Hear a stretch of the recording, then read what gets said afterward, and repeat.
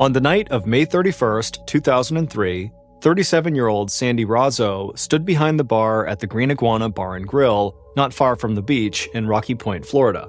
The summer crowds had already started arriving in waves to the area, and so the place that night was totally packed. Music was blaring, people were dancing and shouting, and the line at the bar just kept getting longer. Sandee saw a man wave her down, so she walked over to him, she leaned across the bar so she could hear his order over the music, and then she smiled.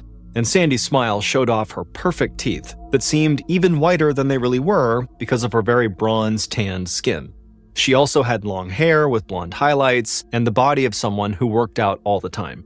And when she was younger, Sandee had worked as a fitness model, and she still had dreams of becoming a movie star someday. Because of her looks, men at the bar often made it a point to order their drinks from Sandee instead of one of the other bartenders, and the men almost always told her how pretty she was. And that night was no different. Sandee poured the man his drink and slid it across the bar to him, and right away he told her she was totally beautiful and he left her a great tip. Sandee smiled again and then moved on to the next customer. Sandee used to love all the attention she got from men at the bar, but over the last year or so, she had stopped trusting people, especially men, like she used to. So she had started to keep her guard up a little more at work. For most of her life, Sandee had always thought the best of people, and she believed that when you treated others with kindness, they would do the same to you. But that had all changed for Sandee about a year earlier, after she'd had a horrible experience with a man who she thought was one of her best friends. That man, Tracy Humphrey, had been a part-time bouncer at the last place Sandee had worked as a bartender. Tracy was this big 6'2" tall, bald guy who looked like a big weightlifter. He was actually known as Mr. Clean because he looked like the big bulky guy on the labels of Mr. Clean cleaning products. Tracy and Sandee had first bonded over their love of fitness, and when Sandee found out Tracy worked as a trainer at a gym, she had started taking classes from him. Sandee also loved that Tracy had connections to Hollywood. He claimed he'd been the stunt double for the action movie star Vin Diesel, and that he had worked as Tom Cruise's personal bodyguard. And when Sandee would tell her friends that she still dreamed of acting in movies someday, Tracy was one of the only ones who told her that her dream really could still come true. And so Sandee had hoped that she and Tracy would be friends forever because they got along so well and he supported her dreams and she always felt relaxed and safe with him. But then, one night, when they had been hanging out at Sandee's place, Tracy had tried to pressure Sandee into having sex with him. Sandee got upset and said that was not what she wanted, and she made that clear to Tracy. But when Sandee turned him down, Tracy had gotten angry and gone into a rage. And so, soon after that incident, Sandee had left that job and started working instead at the Green Iguana, so she wouldn't have to see Tracy anymore at work. But even after she had quit, Tracy had kept calling her and bothering her. But by May of 2003, the calls had finally stopped. Sandee heard a rumor that Tracy had started dating a 20-year-old woman named Ashley, so she thought maybe that meant he would leave her alone for good. From behind the bar at the Green Iguana, Sandee could see the crowd was finally starting to thin out. Her feet were aching from standing up all night, and she was excited her shift was ending and she could finally go home. A little while later, she checked in with her manager to say she was leaving, she counted her tips for the night, and then walked through the kitchen towards the back of the building.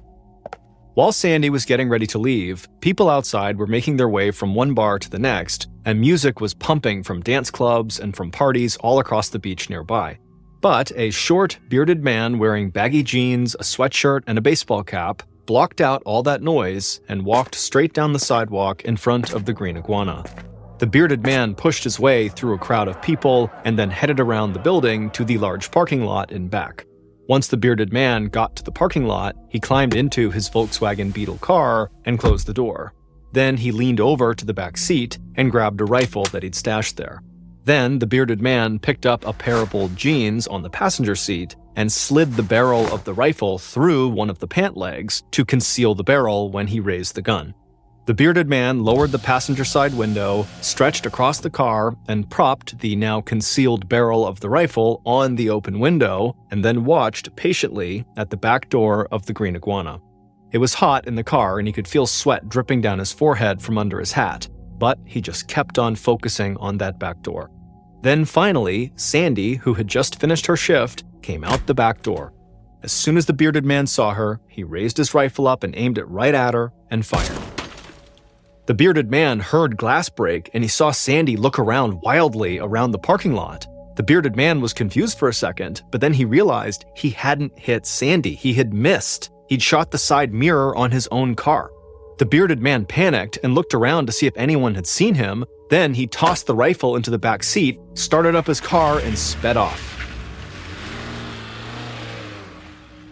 Back in the parking lot, Sandee got into her black BMW convertible like nothing had happened. She'd heard the glass break, and she'd heard the shot most likely, and the car speeding off, but she just kind of figured that maybe some drunk guy had smashed a bottle somewhere and then driven away. She didn't realize she had been shot at. So, inside of her car, Sandee started the engine, pulled out of the parking lot, and headed home. And after about a 25-minute drive, Sandee arrived in her quiet, well-lit neighborhood and pulled up to the 2-story townhouse she shared with her friend, Tony Ponycall. Then she parked her car in the garage and went inside. Tony got home not too long after her, and they both stayed up for a bit talking, and then eventually Sandee went up to bed and fell asleep, not realizing that earlier that night, someone had tried to kill her. The following month, Sandee spent most of her time at work or hanging out with her friends, and she was having fun and making good money, and she felt like her life was moving in a really positive direction. But as good as things were going for her, she'd started to worry a little bit about Tony, the man she lived with. It had become clear to Sandee that Tony was in love with her, and he wanted to be more than just roommates. And Sandee admitted to some of her friends that she kind of liked Tony too. He was sweet, he worked hard, and he treated Sandee like a queen. And the two of them had even gone on a few dates. But after what had happened to Sandee with Tracy, she still wasn't ready to fully trust anyone. And so Sandee had told Tony that she didn't want to have a serious relationship with him and that they were great as friends and roommates, but they should both be able to date whoever else they wanted. Tony said he understood, but there were still times he acted like they were a couple, and that concerned Sandee. On July 5th, over a month after the secret failed shooting in the parking lot, Tony and Sandee hung out for a little while at their townhouse before Sandee left for work. And when she left, Tony told her to have a great day and everything seemed good between them. And Sandee hoped Tony was finally okay with just being friends and roommates again. And when Sandee got to work, any thoughts about Tony quickly disappeared because the bar was so crowded that all she could think about was the next drink she had to make. July 4th weekend at the bar made other summer weekends look tame in comparison. And Sandee could feel her legs burning and her back aching as she made her way up and down the bar pouring drinks for what seemed like a never-ending line of customers. But even though she was tired and busy, she was still in a great mood because everyone was making a lot of money that night and all of the customers seemed like they were really having a great time. And then, after working non-stop for hours, Sandee's shift ended at about 10:30 p.m. So she counted up her tips, she said goodnight to everybody, walked through the kitchen, out the back door, and into the parking lot. And when Sandee stepped outside, she immediately heard a loud bang! And right away, Sandee was startled, but then she looked up and saw it was just fireworks exploding over the beach. Sandee smiled, climbed into her car, and headed home. And a little after 11 p.m. that night, Sandee pulled onto her street that was lined with small homes and townhouses just like hers, and she noticed how quiet everything was. She figured everybody must still be out, or they must have gone to bed early after partying the day before on July 4th. Sandee pulled into her driveway, she opened her garage door, and parked her car inside of the garage. She turned off her car's engine, pulled her keys out of the ignition, and leaned over to grab her purse on the passenger seat. But while she was leaning over, she heard something slam against the driver's side window. Sandee turned to see what had made the noise, and a look of fear came across her face. Then Sandee screamed, raised her feet up, and began kicking the driver's side door over and over and over. A few minutes after Sandee had gotten home, her roommate, Tony, flipped on the light in their kitchen. Tony was tan with short brown hair, and he was only wearing boxer shorts. He'd expected Sandee to stay out late that night, so he'd gone up to bed. But when he heard something going on in their garage, he headed back downstairs to see if Sandee had gotten home. So Tony walked across their kitchen and opened the door that led out to the garage, and he saw Sandee's black BMW parked right there. But he didn't see Sandee in the car. Tony shouted her name in case maybe she was outside out front of their property, but she didn't yell back.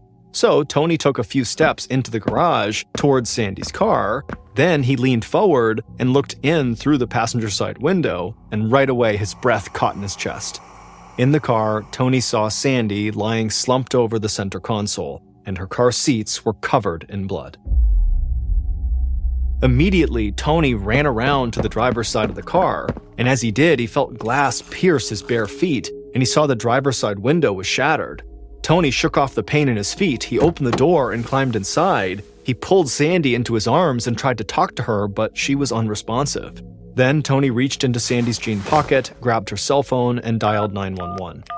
The emergency operator picked up, and right away, a look of complete calm suddenly came across Tony's face. And when the operator asked him what was wrong, Tony said in a slow, steady voice that his girlfriend was bleeding in her car and he couldn't wake her up.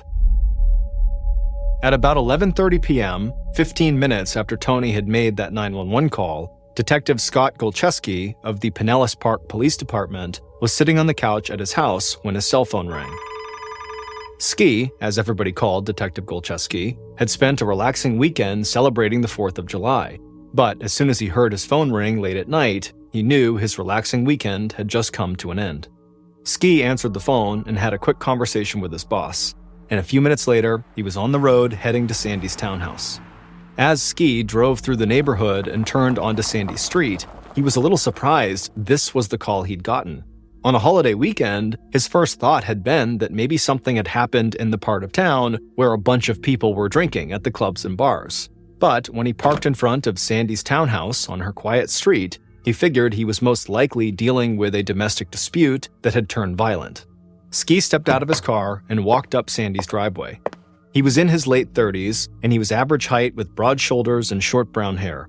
He'd lived in Florida for years, but he'd grown up in New York and had never lost his New York accent. Ski heard one of the officers who was already on the scene call out his name, so he walked towards them in the garage and saw Sandee's black BMW. Glass from the shattered driver's side window was all over the ground, and Ski saw bloody prints from someone's bare feet. And when he looked in the car, he saw the seats and floorboards were spattered with blood.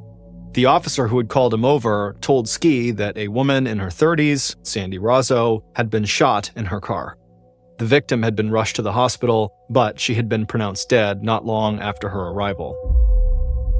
Ski asked who had called 911, and the officer said Sandee's boyfriend. And he also said a cop at the hospital told him that the boyfriend had followed the ambulance to the hospital in his own car before police had arrived at the townhouse. Ski made a mental note of that. There was nothing strange about a boyfriend rushing off to the hospital where his girlfriend had been shot, but police must have been very close behind the ambulance, and so he wondered if maybe the boyfriend had wanted to get away before having to face the cops. Then, a ballistics expert on the scene walked over to Ski and pointed out where they had found multiple shell casings in the car and in the garage. And Ski realized that whoever had shot Sandee made little or no effort to cover their tracks. And Ski thought that could indicate one of two things. Someone had either seen the shooter in the act, and so the shooter had panicked and ran, or the shooter had very little experience with firearms and didn't understand all the evidence a gun could leave behind. Ski wanted to test out his first theory and see if anyone had caught the shooter in the act, so he and a few other officers started going door to door in the neighborhood to ask questions. But Sandee's neighbors had either been out when the attack took place, or they had already gone to bed, and so nobody had heard or seen a thing. So after canvassing the neighborhood, Ski went back to Sandee's townhouse. He and the other officers had already been in there for hours, but he told himself he wasn't going to sleep until he was sure they had found every piece of evidence possible at the crime scene.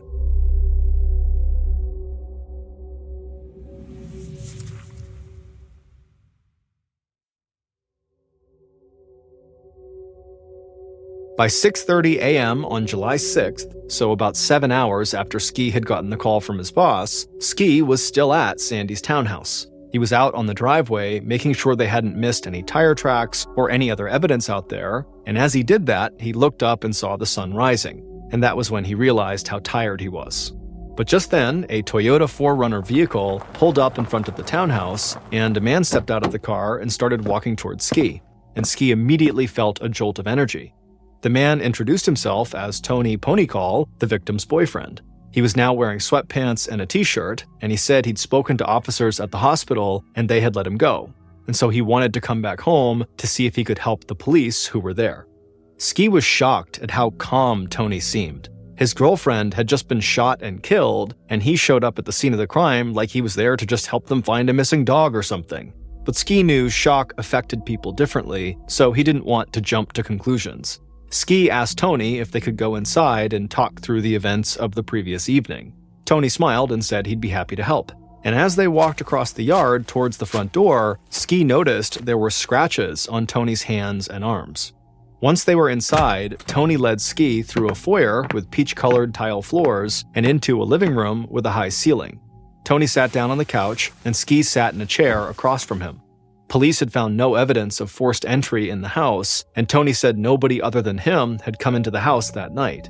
Then, with an almost blank look on his face, Tony said he'd been in the upstairs bedroom when he heard something going on in the garage, so he went downstairs to see if maybe Sandee had gotten home, and he told Ski about how he had found Sandee slumped over in her car.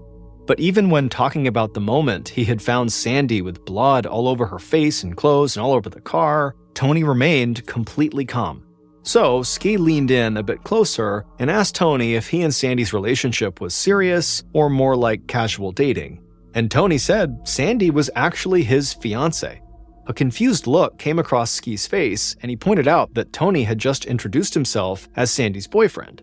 But Tony quickly said that he just hadn't gotten used to being engaged yet.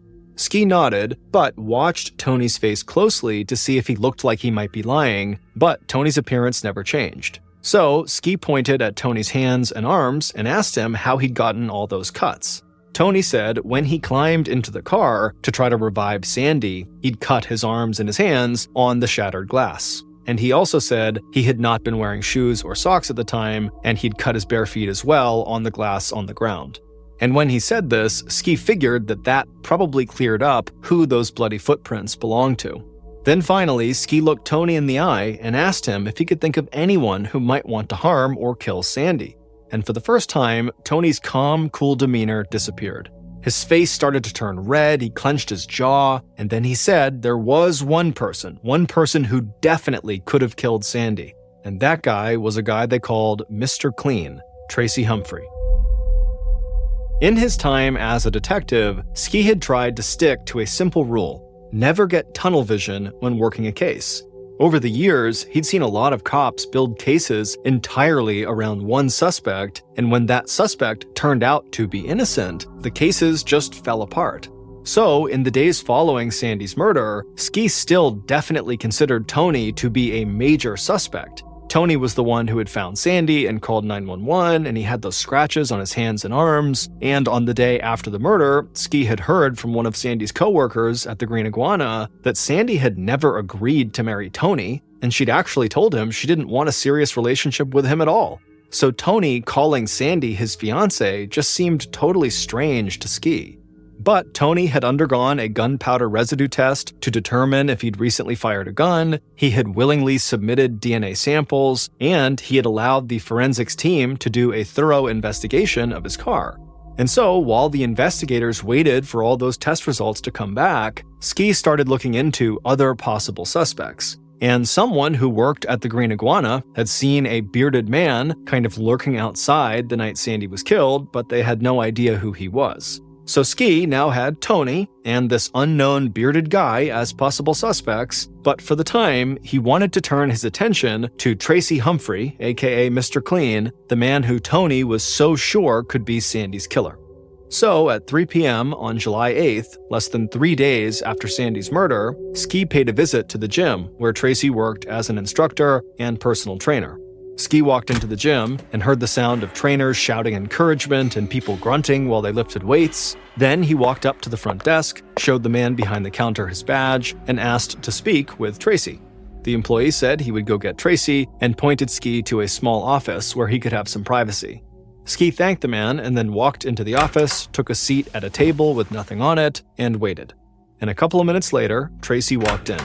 He was 36 years old, out of breath, dripping with sweat, and had a towel wrapped around his neck. Ski was taken aback by how big and intimidating this guy was. Ski asked Tracy to close the door behind him and have a seat. So Tracy closed the door, he wiped the sweat from his face with his towel, and then he sat down. Then he introduced himself to Ski in a low, soft voice. And right away, Ski thought that Tracy's voice didn't really match his body. Ski smiled and said he knew Tracy was working, so he wouldn't take up much of his time. Then he asked if Tracy had heard about what happened to his friend Sandee. Tracy said he'd read about it in the newspaper and that he was totally heartbroken. Ski told Tracy that he was very sorry for his loss because Ski believed that it was always a good idea to start a line of questioning by empathizing. But before Ski could actually ask a follow-up question, Tracy suddenly stood up and said he did not feel comfortable talking to police at work, and that if Ski had a problem with that, he could contact Tracy's lawyer.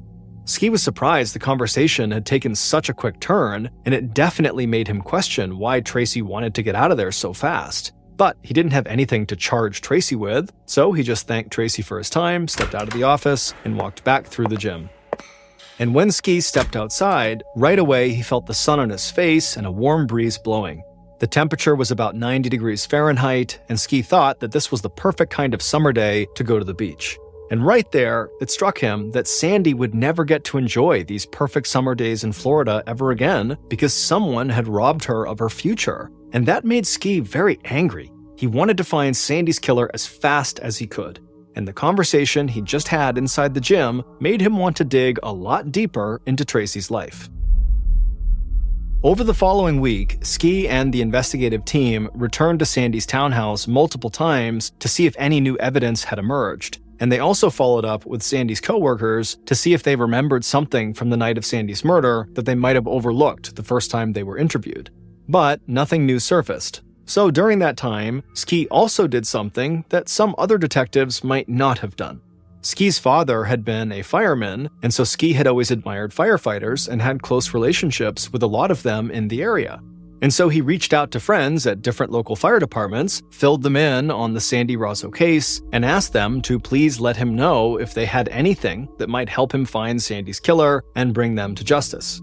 Ski didn't know if anything would come of asking these firemen for help, but it just made sense to him to use all the resources at his disposal. But as the days passed, no new evidence came in from anywhere, and so Ski started to really get frustrated. And he wanted to move the investigation forward, but he'd run into a big problem.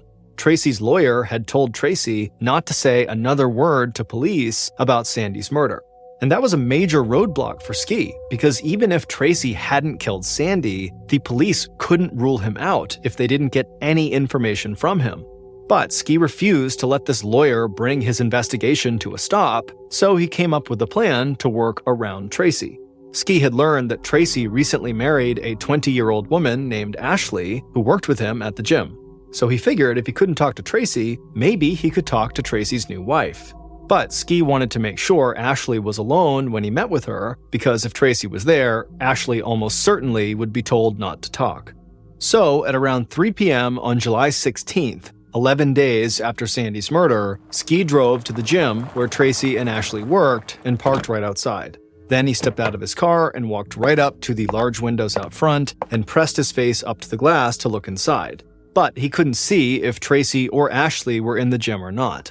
So Ski went inside, walked up to the employee he'd met there the last time, and asked if Tracy was working. The man said he was, but that he'd just started teaching a class. So Ski asked if Ashley was working, and the man said no, she had the day off. And that was all Ski needed to hear. He turned around, rushed out of the gym, and ran to his car. He knew he was in a race now. As soon as Tracy finished his class and found out a cop had been looking for him and Ashley, Tracy would call his wife to tell her not to talk. So Ski got in his car, started the engine, peeled out, and sped off down the street. And about 10 minutes later, after speeding across town, Ski hit the brakes and parked his car in front of the apartment building where Tracy and Ashley lived. He took a deep breath, calmed himself down, and then got out of the car and walked to their apartment. After knocking on the door opened, and it was Ashley. Ashley was pretty with long brown curly hair and big eyes, and she was wearing shorts and a t-shirt.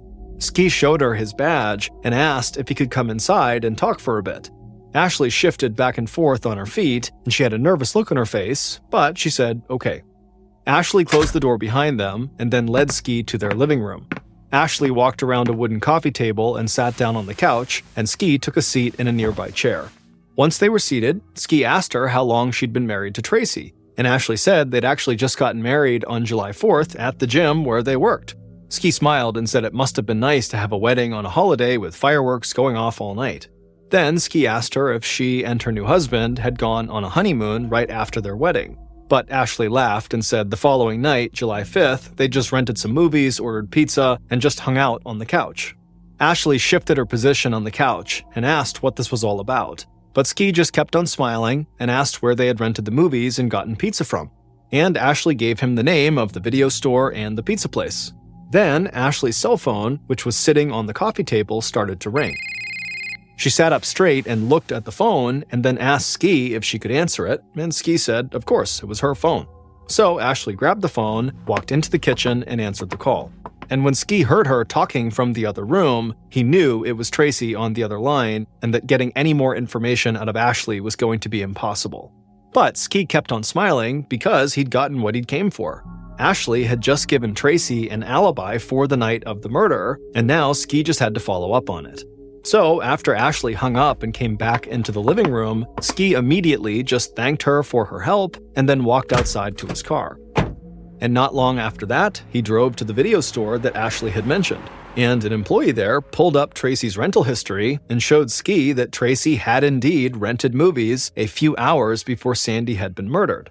After that, Ski drove to the pizza place that Ashley said they'd ordered from, and one of the pizza delivery drivers there pulled up their records on their computer, and the records showed that Tracy had ordered pizza less than an hour before Sandee's murder.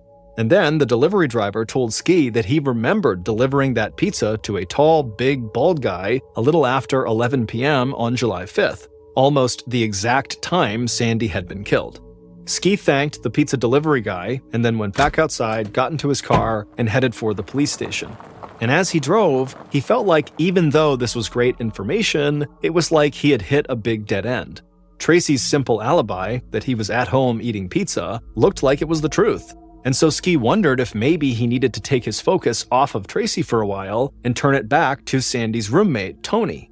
But then, on the following day, Ski got a call from one of the people he'd spoken to at the Tampa Fire Department, and they said they'd found something in an arson case of theirs that they thought might be connected to Sandee's murder. And what the fire department told Ski would put his investigation right back on track, and it would lead him directly to the bearded man who had tried to shoot Sandee in the Green Iguana parking lot. Based on the report that Ski received from the fire department, evidence found at the crime scene, and information gathered throughout the investigation, here is a reconstruction of what police believe happened to Sandee on July 5th, 2003. A little after 10:30 p.m. on July 5th, Sandee's killer had fallen asleep in a compact rental car in the Green Iguana parking lot. The killer was wearing a baseball cap pulled down low just above their eyes, and the thick sweatshirt and pants they were wearing had caused them to get so hot inside of the car that they dozed off for a few minutes. But then, the sound of a car door slamming nearby had woken them up. They looked out the windshield and saw Sandee driving off in her black BMW. The killer immediately sat up straight and yelled out in frustration and then slammed their hands down on the steering wheel. The killer had intended to shoot Sandee right there in the parking lot, but now that wasn't an option. So the killer glanced over and looked at their Ruger .22 caliber pistol on the passenger seat, and then they started the car and pulled out onto the street behind Sandee's BMW. The killer still felt a little out of it from having fallen asleep, and their hands were sweaty on the steering wheel, but they managed to weave their way through holiday weekend traffic and keep up with Sandee's car. Then, after about 25 minutes, the killer followed Sandee as she turned off a main road into her neighborhood. The killer eased off the gas to make sure they didn't get too close to Sandee's car. The killer saw Sandee pull into her driveway, open the garage door, and park her BMW inside of the garage. So the killer pulled the rental car right up to the curb in front of Sandee's townhouse. Then, with their heart pounding in anticipation, the killer wiped the sweat from their eyes, they grabbed the pistol off the passenger seat, opened the car door, and ran up the driveway into the garage. Once the killer was inside, they saw Sandee leaning over the passenger seat to grab her purse. So the killer ran up to the driver's side, raised the pistol, and slammed the butt of it into the window and held their hand up to shield their eyes from the glass. But they didn't break the window. Instead, the killer looked down and saw the glass intact, and inside the vehicle, Sandee had heard the sound, whipped herself around, and was looking up at them with a look of fear and confusion on her face. Then Sandee began screaming and she raised her foot and began kicking the driver's side door over and over again, trying to open it to maybe slam into the killer. But the door didn't open and Sandee just kept on kicking. Meanwhile, the killer could feel every muscle in their body start to tense up, and more sweat dripped down their face and neck, and their chests started to feel tight. And in a panic, the killer just raised their gun right up to the window and fired into the car. The window shattered and glass flew at the killer, but they kept on firing over and over again until they had unloaded all 8 rounds into the car. Inside the BMW, Sandee was bleeding from her torso, her foot, her head. Blood covered her face and clothes and was spattered on the car seats and floorboards. She was choking, her vision was fading, and she was struggling to breathe. Then everything went black, and Sandee slumped over the center console. After looking inside the car and making sure Sandee was motionless, the killer turned and ran out of the garage, back down the driveway, got into their rental car, and once inside, they took a deep breath and put the pistol back on the passenger seat, right next to the fake beard they had been wearing earlier that night. It would turn out the short, bearded man who had failed to kill Sandee in May when they had fired at her coming out of the bar and missed, and then had successfully killed Sandee on July 5th, was really a woman in disguise. It was Ashley Humphrey, Tracy's new wife. And on both occasions, Ashley had disguised herself as a man by wearing baggy jeans, a big sweatshirt, a baseball cap pulled down low, and a cheap fake beard. And she had made a point to be seen looking like a man by other people outside the Green Iguana, which is why she was kind of lurking around. She wanted to be seen. But on the night of the actual murder, Ashley, who had been wearing the beard, had been sweating so much that she had removed it when she'd actually gone inside the garage to kill Sandee. And it was the call from the Tampa Fire Department that actually led Ski back to Ashley almost right after he had thought about moving on from her and her husband. On the night of Ashley's failed murder attempt on Sandee back in May, she had accidentally shot her own car's side mirror, and Ashley had worried that the bullet hole in her mirror would eventually attract police attention. So, in a total panic, Ashley had driven her Volkswagen Beetle with the shot-up side view mirror to a vacant lot and then set it on fire. And when the fire department investigated what they believed was a case of arson, they had traced the burned Volkswagen back to Ashley. And then, when they had talked to Ski about this, they realized that Ashley was in a relationship with Tracy Humphrey, who was one of Ski's major suspects. And so, Ashley was ultimately arrested, and she confessed to killing Sandee. But the case didn't end there. Leading up to Ashley's trial, she cooperated with police, and she said Tracy had threatened her with violence in order to force her to murder Sandee. And she said Tracy had even made her marry him the night before the murder because spouses cannot be forced to testify against each other in court. And it would turn out that Tracy had a clear motive for wanting to kill Sandee, because the fight he had had with Sandee when she refused to have sex with him had actually been far worse than most of Sandee's friends knew. On that night, after Tracy had flown into a rage, he had beaten Sandee and raped her. And eventually, Sandee had filed charges against Tracy, and his trial was set to start in August of 2003. So he had gotten Ashley to kill Sandee so the state wouldn't have a witness to prove the allegations against him, and the trial would just go away.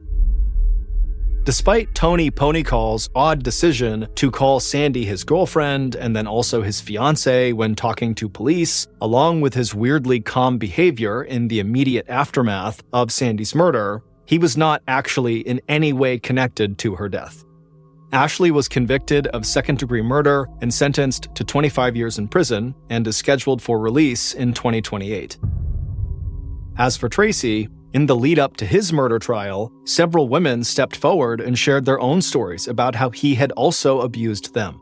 Tracy was ultimately convicted of murder and sentenced to life in prison. Located on the far northern tip of Maine, right on the border of Canada, lies a small rural town called Van Buren. Van Buren is home to about 2,000 people who, for the most part, have lived in Maine for their entire lives, and they tend to be very rugged and very competent people.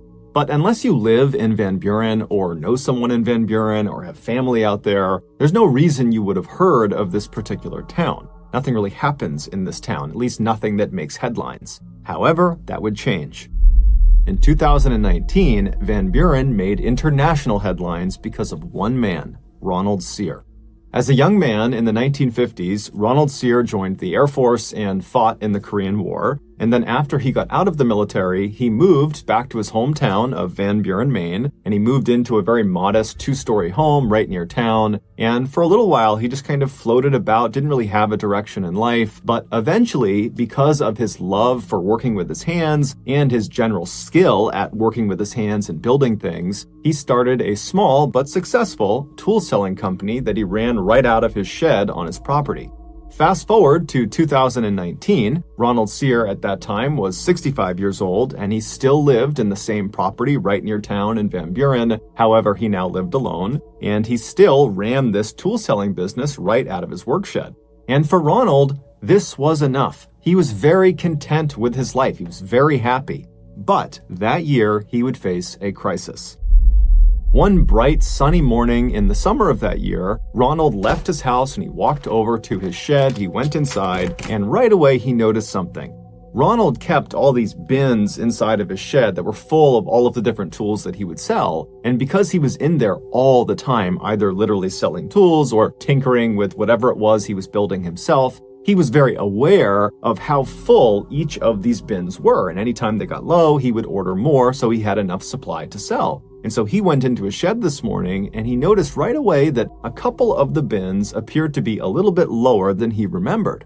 And right away, Ronald is thinking, did I forget to order supplies to fill these bins up? Did I just forget to do that? But he's thinking to himself, I am meticulous in making sure my inventory is full at all times. I've been doing this for decades, and so it can't be me. Maybe I took the tools and I brought them into my house and I've left them in there, or maybe they're in my truck. And so Ronald, believing there's a totally logical explanation for this, would leave his shed and he would search his property, but he can't find these tools anywhere. And so he began calling his family and his friends to see if, maybe they had come by and borrowed some of these tools, or maybe they knew what had happened to them. But everyone he spoke to said, no, I have no idea.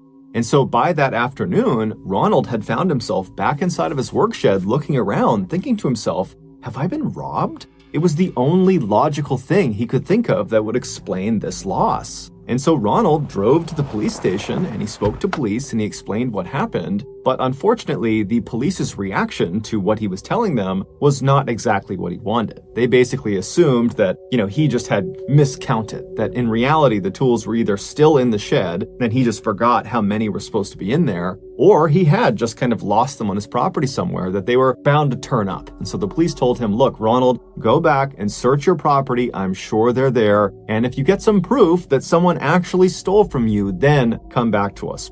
And so Ronald was really annoyed by this. He wanted them to take this seriously, but he could tell they just were not going to.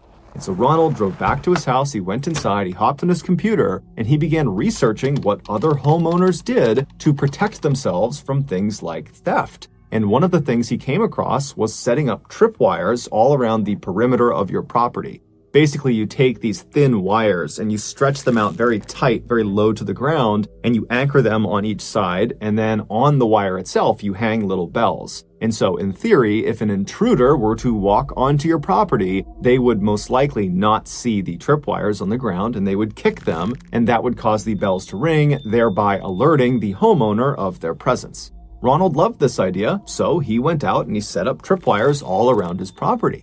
But over the next several days, after these wires were stood up, none of the wires made any sound, and still more tools continued to go missing. This was also in spite of the fact that his shed was locked at night. And so Ronald's thinking to himself, whoever's doing this is clearly watching me and kind of monitoring what I'm doing. They must be aware of the tripwires, and they must be sneaking into the shed, at some time that I have the doors unlocked. I mean, this is a professional thief. And so as Ronald is thinking about this master thief that is targeting him, he has this sudden fear that if he can't stop this person from breaking into his shed and taking his tools, how can he possibly protect himself against this person breaking into his home and stealing things from in there, which included all of his cash and many other valuables? And so Ronald became very fearful and decided the only thing he could do was really beef up his home security system. And so he hopped back online and he began Googling other ways to protect your property. And after discovering a number of really effective techniques, he got to work. He began building all these home defense systems and placing them all around his property. And after all of these kind of DIY security measures were put up, the theft of his tools stopped. And in Ronald's mind, that validated that his defense system had worked. He was effectively preventing theft. But this would not be the end of his troubles. Fast forward to Thanksgiving that year, so November 28th, and the Van Buren police got a very frantic phone call from Ronald. He was totally hysterical, he wasn't really making sense, and the police, they tried to understand what was going on, but all they could get from Ronald was that he was requesting police to come to his residence immediately. And so the police, they hang up and they're thinking, okay, we know Ronald was dealing with a potential thief. Maybe he literally caught the thief red-handed and he wants us to come and arrest this person, and who knows, maybe they're fighting at his residence right now. And so the police speed over to Ronald's house, they pull into his driveway, and at first glance, nothing looks out of the ordinary. Ronald's truck is in the driveway, and there's no obvious signs of a disturbance, but they notice the front door to Ronald's house is wide open.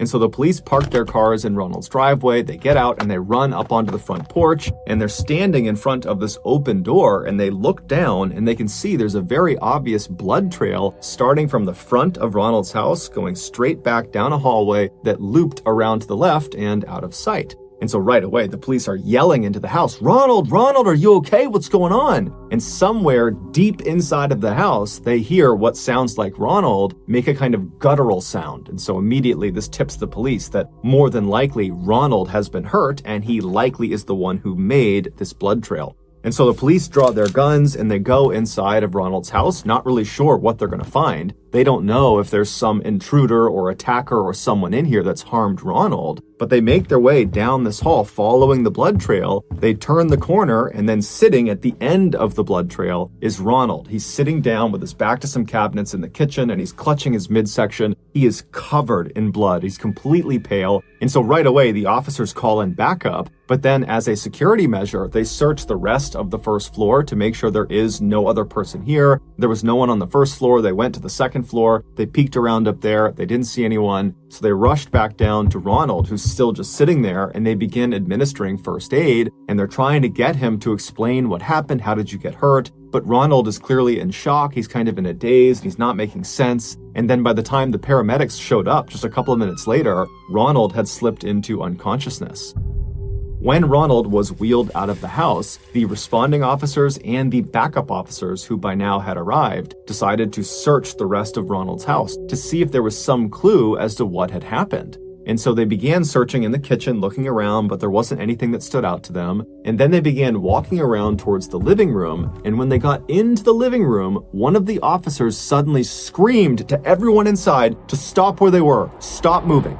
It would turn out Ronald, as part of his very beefed up home security system, had installed various booby traps all around his property, including inside of his house. And some of these traps were gun booby traps. The officer that had yelled for everyone to stop had spotted one of these traps. He saw a handgun anchored to the ceiling aimed at the front door, and there was a string attached to the trigger that was also then attached to the doorknob of the front door. And so if this trap were live and some person opened the front door, it would activate this trap, causing the gun to shoot them. And so clearly, Ronald had accidentally left this particular booby trap on, and he had accidentally activated it, shooting himself. And so after the officer sees this gun anchored to the ceiling, he tells everyone, and they begin looking up and just looking around to see if there are other traps. And amazingly, there are. In other doorways, just from where they're standing, they can see the barrels of guns pointing down that are obvious booby traps. In their haste to get in there and figure out what was going on, they hadn't noticed all of these guns in the ceiling, and so it was just kind of a miracle that none of the other traps had been set off. Ronald would be rushed to the hospital that night, but he would pass away from his wound. His death would be ruled an accident, and to this day, we don't know if he really was dealing with a professional thief that was stealing his tools, or if it was just a figment of his imagination.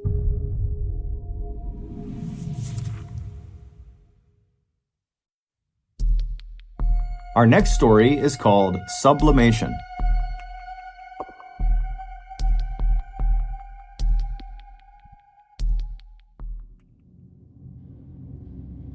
In early 2020, a very popular Russian Instagram influencer named Ekterina Didenko was getting ready to celebrate her 29th birthday. She, along with her husband and some of her influencer friends, were planning to enjoy the occasion at a popular spa in Moscow, Russia.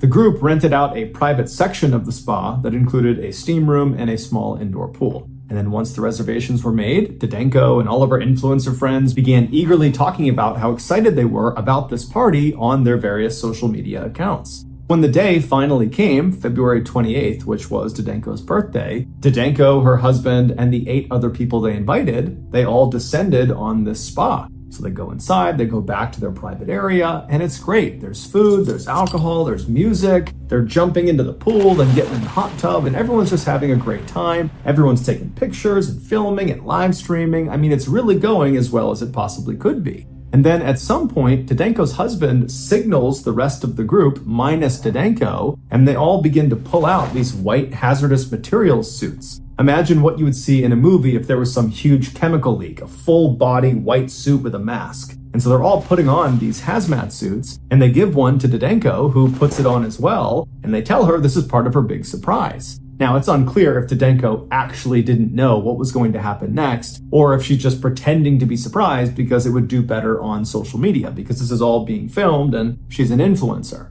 But either way, she puts on her hazmat suit, and once everyone has their suits on, Didenko's husband wheeled in this huge cooler like you would bring to a picnic, and he placed it right on the edge of the pool. When he opened the lid, the crowd all gasped and laughed and smiled and filmed as these huge clouds of smoke or steam came pouring out of it. What it was roughly 55 pounds of dry ice. Dry ice is just frozen carbon dioxide. It's commonly used for things like refrigerating perishable goods for long periods of time because dry ice stays cold for a really long time. Also, because of the huge white gas clouds that come off of dry ice, it's also very commonly used as a sort of spooky decoration because you have these very cool white clouds going everywhere. And in fact, that's what Didenko's husband planned to use this dry ice for. He was going to dump it into the pool and create those big white gas clouds all over the pool. The reason they call it dry ice is because as it starts to heat up, it doesn't melt into a liquid state the way frozen water does. Instead, it goes directly from a solid state to a gas state. Dry ice is considered to be quite hazardous if it's handled inappropriately, and while these partygoers all had their hazmat suits on, it's unlikely they were actually wearing them for safety. It's far more likely they were wearing them because it would look good on social media and would kind of hype up the stunt they were about to do. And so after the dry ice was revealed inside of this cooler, Didenko's husband and another of the partygoers grabbed the sides of the cooler and they dumped its contents directly into the water.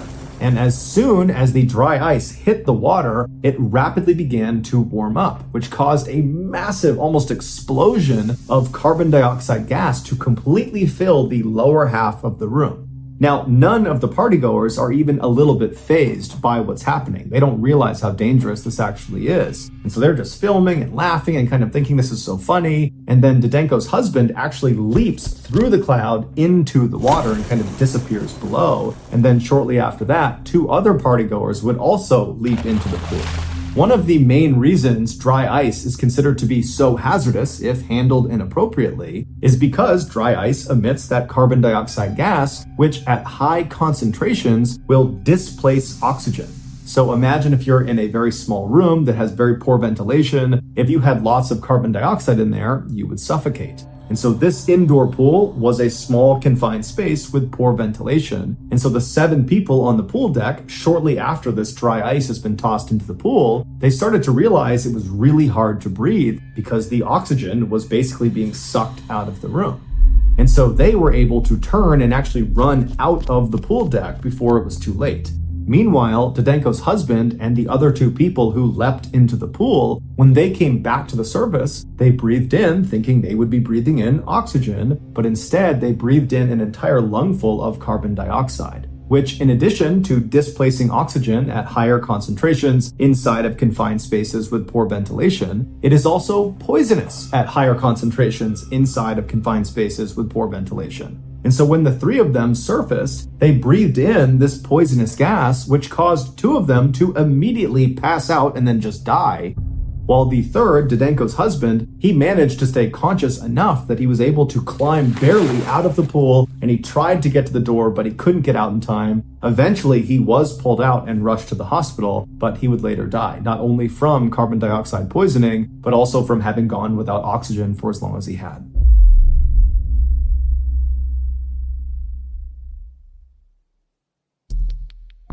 The next and final story of today's episode is called Woodworking Project.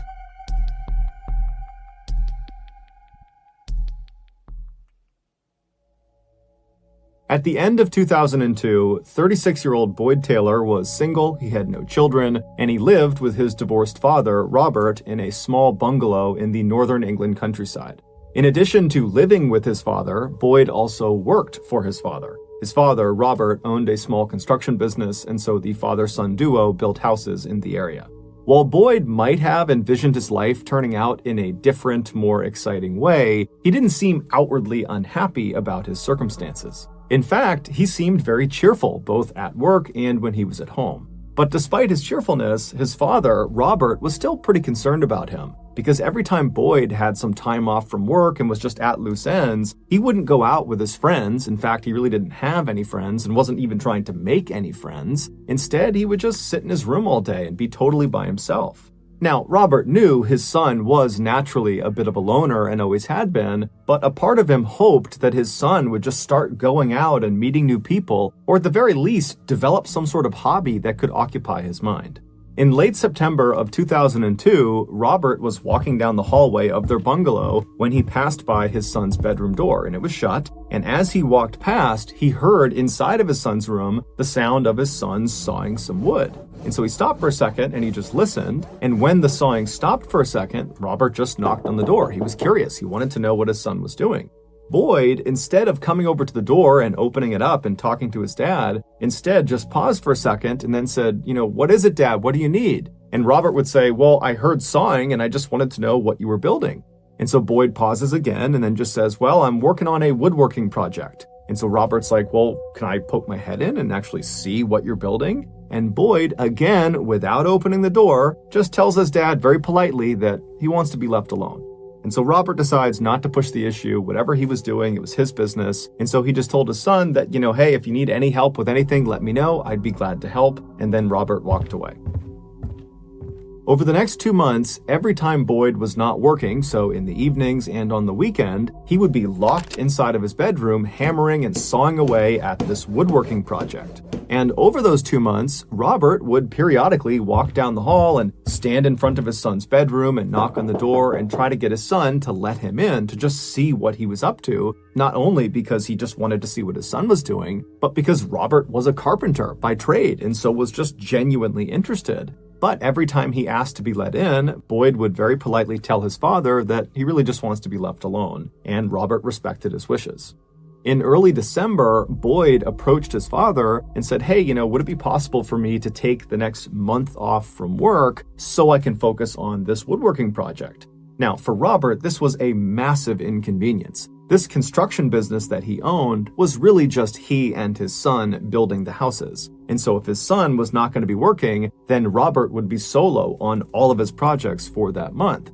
But Robert's thinking to himself, my son has finally found a hobby that he's really into. I don't really know what it is, but clearly he's invested in it. And so he tells his son, "You know what? That's fine. You take the whole month. And if you want more time in January, that's fine. You just let me know." So starting that first week in December, every time Robert would leave the house to go to work in the morning, he would leave to the sound of Boyd in his bedroom hammering and sawing and tinkering away at his woodworking project. And then several hours later, when Robert finally came back home, he'd walk into the house and the first thing he would hear is his son still in his bedroom, still hammering and sawing away. When December finally ended and Robert expected his son to be done with his project and to finally show him what he's been working on, Boyd approached him and said, "Well, Dad, I'm not quite done with the project. I need about 2 more weeks." And so Robert said, "No problem. We'll talk in 2 weeks." So December rolled into January, and Boyd just continued to work all day long inside of his bedroom. Then, on the evening of January 7th, Robert was home. He was watching TV in the living room, and Boyd was hard at work in his bedroom right down the hall when Robert decided he was tired and he was going to go to bed. So he stands up, turns the TV off, he leaves the living room, he goes down the hallway with his son's room on the right, and as he passed, he can hear his son at work, and he kind of yells to his son that he's going to bed, and then Robert goes into his bedroom, crawls into his bed, and falls asleep.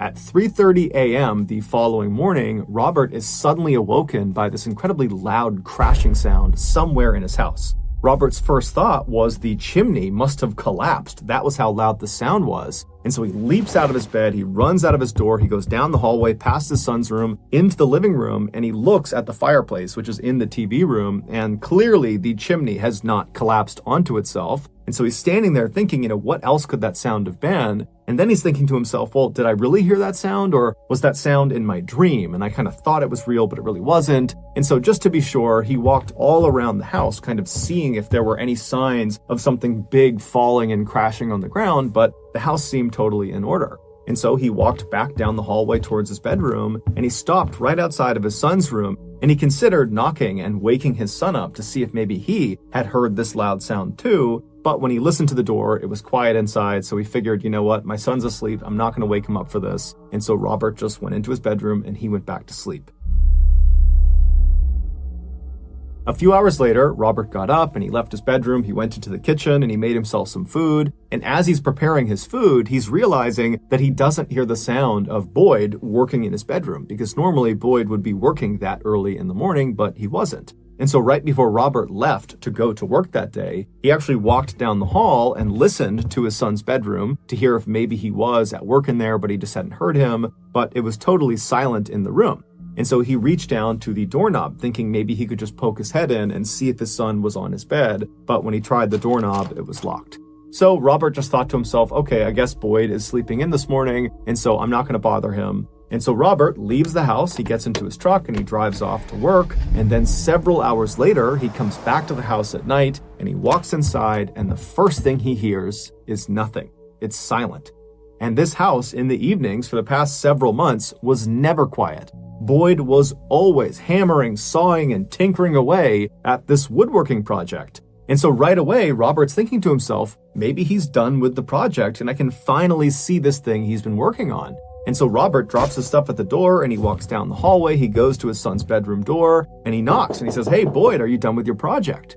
But he's met with silence. And so Robert reaches down again and tries the doorknob, but it's locked. And so Robert's standing there thinking, it's too early for him to be asleep. And so he yells out for Boyd, hey, what's going on? Where are you? I haven't seen you today. Come out here. Come talk to me. But again, it's silent. And so Robert's thinking, okay, well, when I pulled in, was his car in the driveway? And he can't remember. And so he leaves the house, he goes out to the driveway, and sure enough, there's Boyd's car. It's in the driveway, so he has to be here.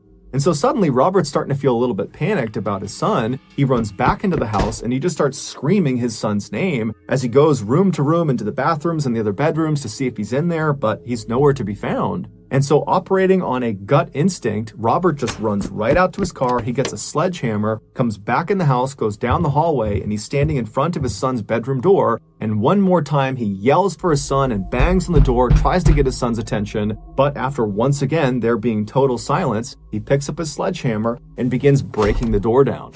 And after a couple of swings, he manages to pop off the locking mechanism, the actual doorknob. That gets blown off and he can push the door open and he sees inside the bedroom is empty. There's just a bed and a dresser and there's no Boyd. But in the back right corner of the room, where normally there was like this alcove, basically a segment of his room kind of jutted away from the rest of the space, almost like it was a closet, but with no door on it, Boyd had clearly built a wall and door over that alcove, kind of creating a sort of sub-room within his bedroom. And this door was shut.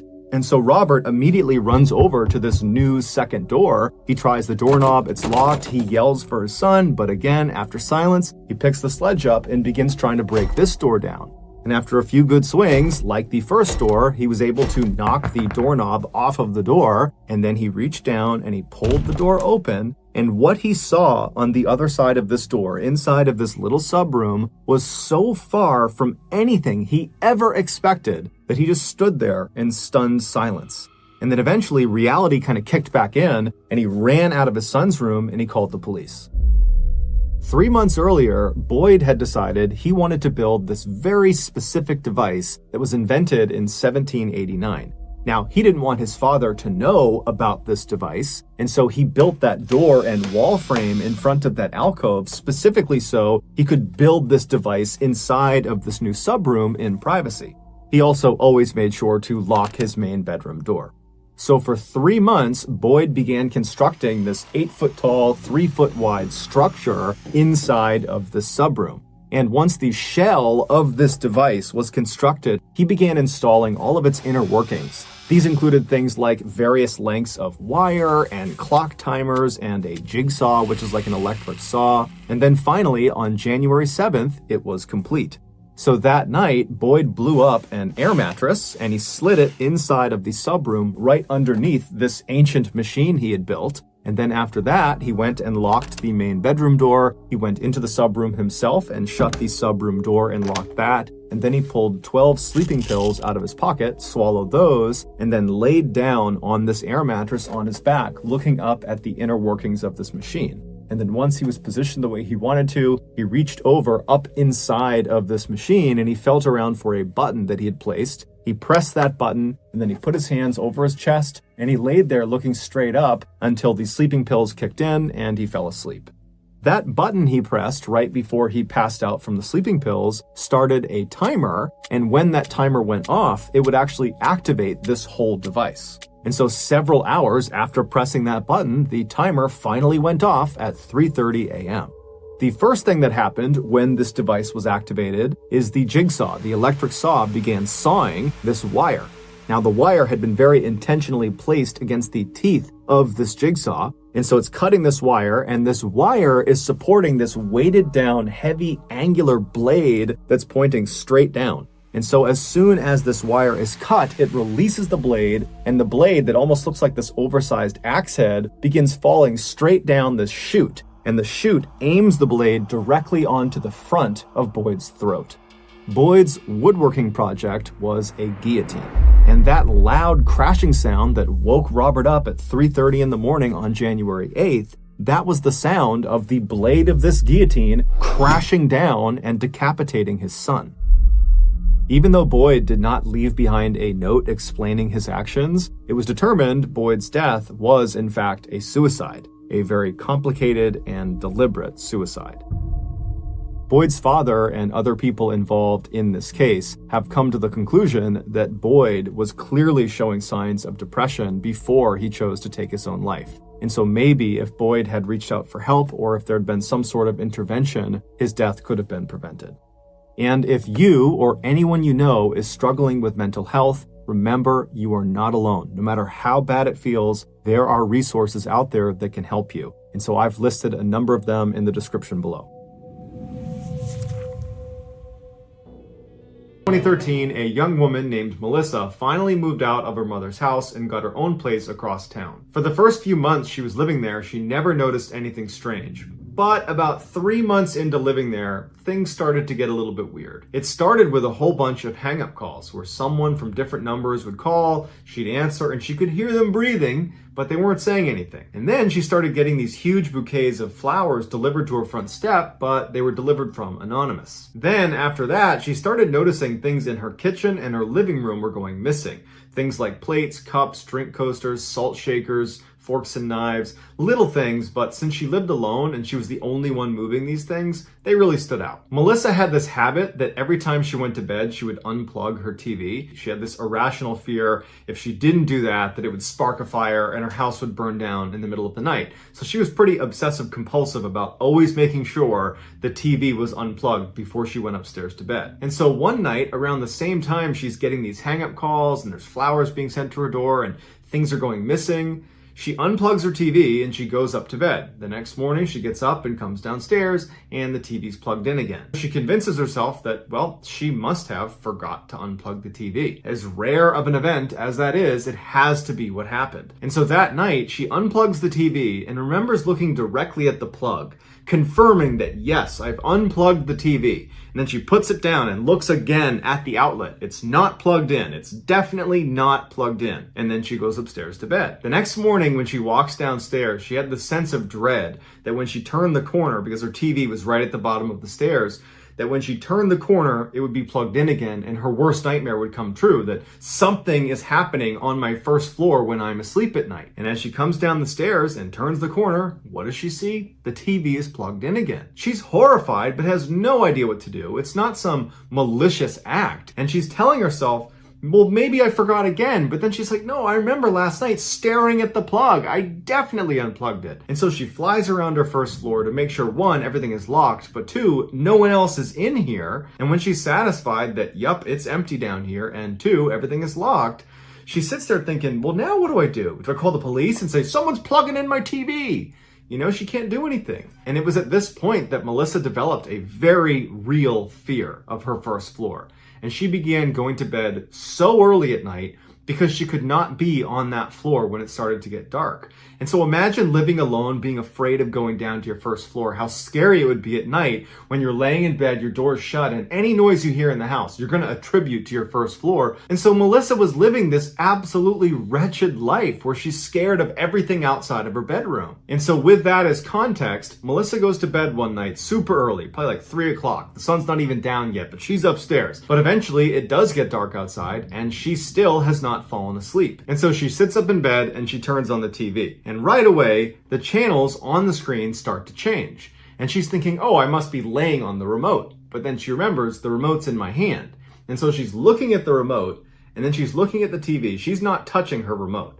And the channels are still cycling. Now, Melissa had what's called a skybox, which means her downstairs TV was connected to her upstairs TV and vice versa. If one was changing the channel, in real time, the other changed the channel. And so as she's looking at her remote and not touching it, and looking at the screen as the channels are changing, it dawns on her that someone downstairs is changing the channels. And so frozen in fear, all she can think to do is turn off her TV because that's the one function that does not have any impact on the other TV. So she turns the TV off. And so in total darkness, in a house she's already terrified of, she is straining her ears to try to hear some sign that this is either something, someone's down there flipping through channels, or this is nothing, and I just happened to turn the TV on when the skybox was malfunctioning. And as she's sitting there, all she can hear is her own breathing, and she can feel the pounding of her heart in her chest. But she doesn't hear any sounds in her house. She doesn't hear the TV on. She doesn't hear footsteps, doors opening, none of that. It's silence in the house. So after what probably felt like an eternity, she just grabbed a pillow and clutched it in front of her and put her head into the pillow and just laid like that until she eventually fell asleep. The next morning when she gets up, the sun is out and it's this huge relief because suddenly with the sunlight pouring in the windows, it was like the house wasn't scary anymore. And she's telling herself, you know what, that had to have been just some anomaly with the skybox. I bet I go downstairs and the TV's unplugged. And so she goes downstairs and the TV is unplugged. And so that for her kind of confirms that, okay, the paranoia is getting to me. I'm losing my mind a little bit. I got to tell someone what's going on. And so as it happens, that day she was going to a family birthday party. And so when she gets there, she pulls her older brother aside and says, here's the strange things that are happening in my house with the skybox and all this. And at first, he looked at her like, really? This is what's going on? You're seeing ghosts in your house? But when she really focused on the specific things that were happening, like the plug going back into the wall 2 separate times, and then the skybox thing. So the TV is kind of wrapped up in the weirdness that's been happening in her house and the missing items in her house. And so for the brother, it all kind of added up to, okay, this does seem a little bit weird. And he offered to live with her for a few days and just see it for himself. And as they're talking, their younger brother happens to walk by, overhears the conversation, and says, oh, I'll stay there too. For 4 days, the two brothers lived on the first floor of Melissa's house, and they don't see anything, they don't hear anything, it's completely ordinary. And Melissa at first was reassured, but then started to think, does that mean whoever's been doing this stuff is watching my house really closely and knows that I have, protection at my house right now and they're staying away? Does that mean I'm being watched really closely? And so finally, when her brothers are getting ready to leave after the 4th day, she was practically begging them to stay. She couldn't stand the idea of staying in this house. Her brothers reassured her that she had nothing to worry about, but if she experienced anything weird, anytime, any day, just call or text and they would be there in a heartbeat. Although she did not feel reassured, it was starting to get late, at least by her standards. It was like 3 o'clock, so the sun's getting close to going down, so she needs to go upstairs. So she goes back in her house and does like 20 trips around her house to confirm everything is shut, everything is locked, no one's in the house, everything is safe, and then she goes upstairs to bed. But like most nights, she was so scared of everything outside of her bedroom door that she couldn't sleep. And as she's laying there in utter silence in her room, she hears the unmistakable sound of her back door opening. And she hears footsteps walking through her first floor. And then she hears the TV turn on. And her brothers have been watching her TV last, and they had the volume set really, really high. So as soon as the TV went on, it blared all through the house. And immediately the TV turned back off because whoever turned it on knew that that was going to wake up whoever was in the house. Melissa doesn't know what to do. Before, whatever the heck was happening in her house was a little bit subtle. It was like she had to think about what she was hearing to confirm it was actually happening. Now, this person is just strolling into her house in the middle of the night and flipping on the TV and blaring it through the house. And so she immediately is like, oh my God, what do I do? And she picks up her phone and she calls her brother. Then he picks up right away and she goes, someone is in the house right now. The brother's like, I will be there in 10 minutes. Do not leave your bedroom. Don't do anything. Stay on the phone with me. So Melissa's shaking out of fear and she gets up as slowly as she can and she walks over to the window to get as far away from the door, which was locked, as she possibly could. And she's glancing out the window, waiting to see her brother pull up as she listens for any sign that this person downstairs has begun walking upstairs. Finally, Melissa sees out of the corner of her eye her brother's car pulls up across the street, and he, along with her younger brother, hop out. They run across the street towards her house. They hop over the fence and they run down the alley between her house and her neighbors, and they go towards the back out of sight. She's still on the phone with him and she's saying, do you see him? Do you see him? Do you see him? Do you see him? And he says, hold on. He goes to the back of the house where he knows you can look in and basically see the whole first floor. And as soon as he gets to that spot where she's expecting him to give her a report, and he pauses, there's silence on the phone, and she goes, what do you see? And he says, okay, yep, there is someone in your living room right now. I'm going to hang up and call the police, and I'm going to call you right back. Now, Melissa knew what she heard was very real to her, but to have it confirmed by her brother right now took this to a whole nother level of fear. Now she's legitimately fearing for her life.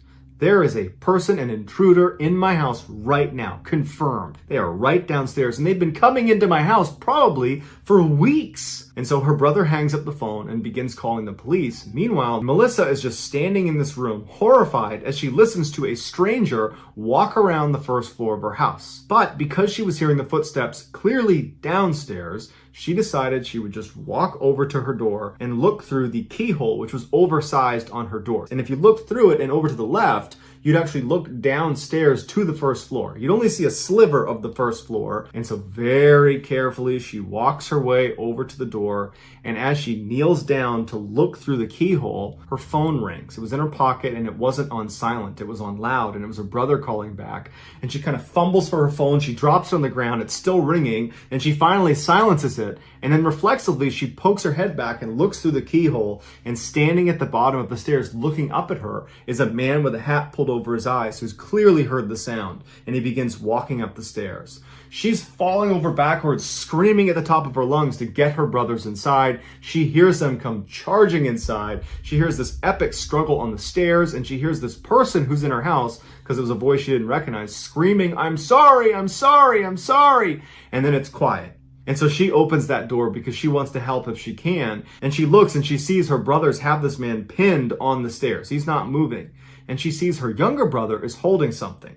And he holds it up to her and he just shakes his head, and it's a frickin' knife. And then she puts it together that the stranger in her house was carrying this knife. And before she can even take that information in, the older brother takes the hat off of this guy, and it's their mother's ex-boyfriend from 10 years ago. The same one they all believed had an inappropriate attraction to Melissa. Police show up and take him away, and he quickly admitted to sneaking into her house for months. They don't know how he got in, and he would never tell them, but he admitted that, yep, I was breaking in almost every single night. But he never gave a good reason why. He just started doing it. Police cited mental illness as the likely culprit for why he was doing it, and the family believed this could be something more sinister, but either way, he was given 3 years in jail, and the family, once again, cut all ties with him.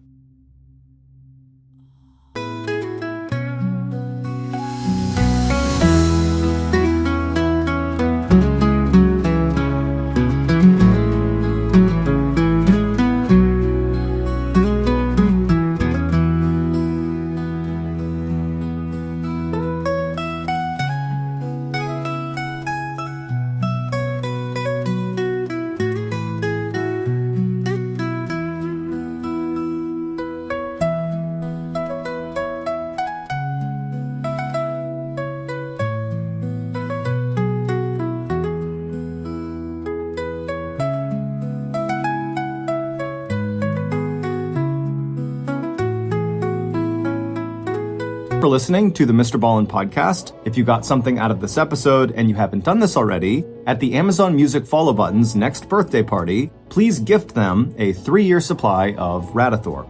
This podcast airs every Monday and Thursday morning, but in the meantime, you can always watch one of the hundreds of stories we have posted on our main YouTube channel, which is just called Mr. Ballin. We have a registered 501c3 charitable organization called the Mr. Ballin Foundation that honors and supports victims of violent crime as well as their families. Monthly donors to the Mr. Ballin Foundation Honor Them Society will receive free gifts and exclusive invites to special live events. Go to MrBallin.Foundation and click Get Involved to join the Honor Them Society today. If you want to get in touch with me,